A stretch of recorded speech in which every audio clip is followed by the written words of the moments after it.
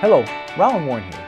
In the wake of the revelation that Republican presidential candidate Donald Trump does not support a national abortion limit, many pro-life activists have suggested that the pro-life movement has entered a new era of incrementalism.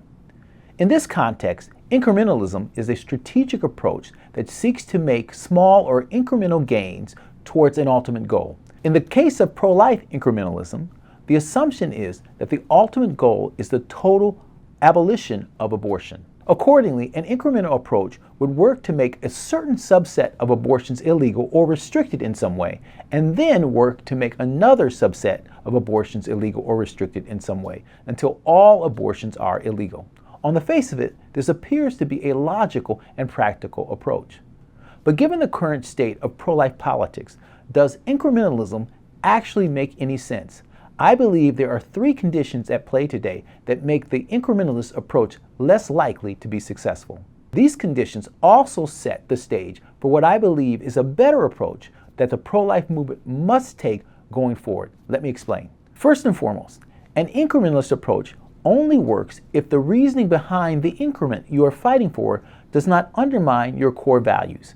The core values of the pro-life position is that from the moment of conception, every unborn child is a human being, made in the image of God, and therefore it's always wrong to end his or her life. Right now, one of the most prominent increments the pro-life movement is fighting for is a 15-week ban on abortions. This fight undermines our core values because it says that before 15 weeks, it's okay to end the life of a human being. This inconsistency is fatal to the pro-life argument, unlike parental notification laws, which are based on reasoning that does not undermine our core values. If ending the life of an unborn human being is always wrong, can't we at least agree that when a minor seeks to have an abortion, her parents should be notified about it? Unfortunately, the weeks-based abortion ban strategy has come to define this new incrementalism, and whether we are talking about heartbeat bans, a 6-week ban, a 15-week ban, the weeks-based approach will always undermine our core values. The second condition that severely weakens the incremental approach is when the increments that you're fighting for are so small as to make them nearly meaningless. For example, did you know that a 15-week abortion ban would only make about 2 to 4% of abortions illegal?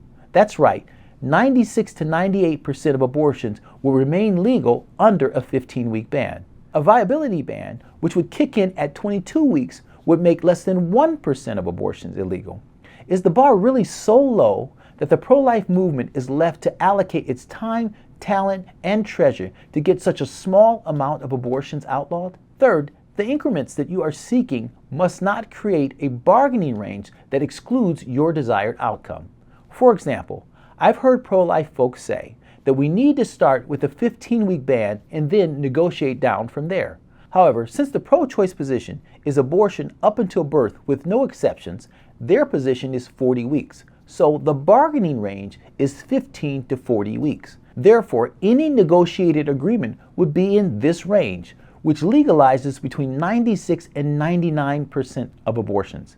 Given these realities, the better question to ask is this: given the limits of incrementalism, what is the opportunity cost of engaging in this strategy? In other words, rather than putting our resources towards a limited legislative strategy, could we direct our resources towards other pro-life efforts that would yield better results? Indeed, the result we should be solving for is saving unborn children in the womb from abortion.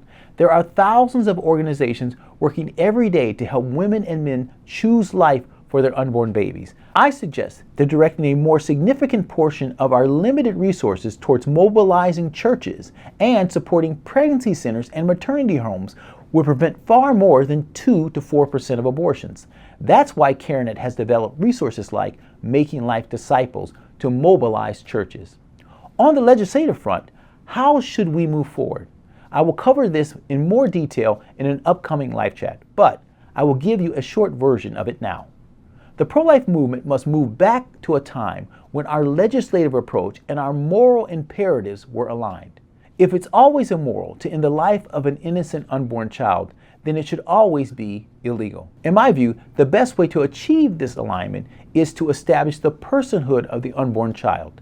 The 14th Amendment of the Constitution guarantees rights to anyone who is considered a person under the law. Establishing the legal personhood of the unborn is the surest way to unlock the protections that you and I have under the Constitution: life, liberty, and the pursuit of happiness. After all, the 14th Amendment is what granted former slaves their freedom, and it did so by establishing them as persons entitled to equal protection under the law.